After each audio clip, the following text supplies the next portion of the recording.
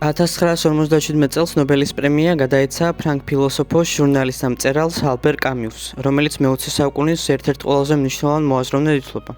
იგი დაიბადა ალჟირში 1913 წელს და გარდაიცვალა საფრანგეთში 1960 წელს საავტომობილო ავარიის შედეგად.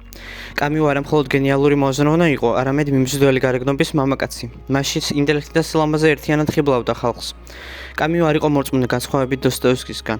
კამიუსთვის დოსტოევსკი მნიშვნელოვანი მწერალი იყო.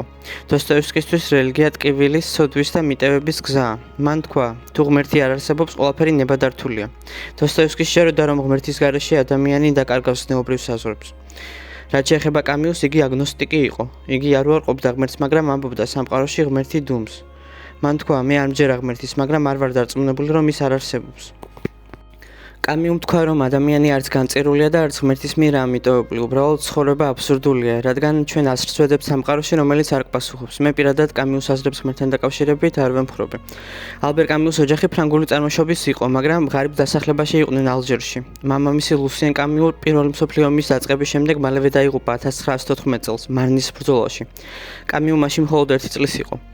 კამიუმ ბავშვობა გაატარა ალჟირის ღარიბ უბანში ბელკურში. ის იზრდებოდა უკიდურეს სიღარიბეში, მაგრამ გამოირჩეოდა გონიერებით. იგი შეხვდა მასწავლებელს ლუი ჟერმანს, რომელმაც შენიშნა მისი ნიჭი და დაეხმარა სწავლის გაგრძელებაში. სწორედ მას მიუძღვნა კამიუმ ნობელის პრემიის მიღების შემდეგ თავისი მადლობის სიტყვა. გადავიდეთ მის ნაწარმოებზე უცხოზე, რომელიც 1942 წელს გამოიცა.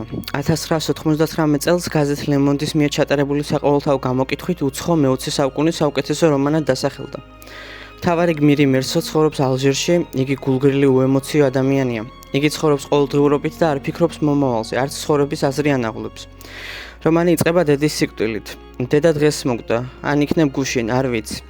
უკვე ამ სიტყვებით ჩანს მისი ცივი ბუნება, დაკრძალვაზეც არტირის და ეს საზოგადოებისთვის გაუგებარია. მერსო შემდეგ ჩვეულებრივ აგრძელებს ცხოვრებას, იწყებს ურთიერთობას მარიასთან და შემთხვევით აღმოჩნდება კონფლიქტში მეზობელ რაიმონთან ერთად. ერთ დღეს ზღვაზე როცა მარტო რჩება, სიცხე და მზის ნათება იმდენადაც წუხებს, რომ თითქოს რეალობის გზნობა ეკარგება. არაბი, რომელთანაც კონფლიქტი შეემთხვევათ, დანას ამოიღებს, რომ მერსოს თავს დაესხას. მერსო იარაღით 5 ჯერ ესვრის არაბს. ამის შემდეგ მერსოს დააპატიმრებენ. სასამართლო პროცესზე იგი ხვდება, რომ ხალხს უფრო აინტერესებს მისი გულგრილობა დედის დაკრძალვაზე, ვიდრე თვითონ მკვლელობა. პროკურორი მას გულისა და რწმენის არ მქონე ადამიანს უწოდებს, რომელსაც არ ჯერა ღმერთის. მერსო არ ცდილობს თავის გამართლებას. სასამართლო მის მიმართ გამოიტანს სასჯელს და ეს იქნება სიკვდილით დასჯა.